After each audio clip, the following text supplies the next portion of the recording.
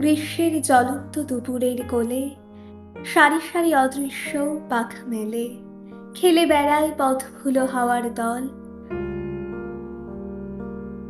অচেনা কোনো আকাশের নিচে ধুলোর কলঙ্কের আবরণে নিচে তারা চলে যায় উঁচু রাস্তার সীমানায়।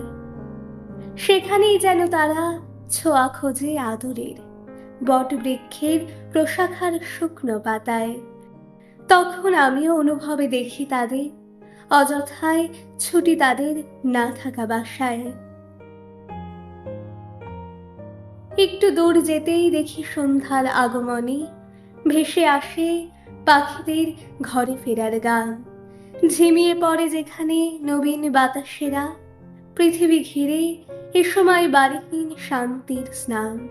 প্রতি দিবায় নিজের বাসস্থান ভুলে মিলিয়ে যায় এমন অজস্র হাওয়ার দলেরা। তারা ঘুমোয় সারা রাত গগনের বুকের নীলে, যেথা পশ্চিমের সিঁদুরের টিপ ঘিরে হাসে মেঘেরা।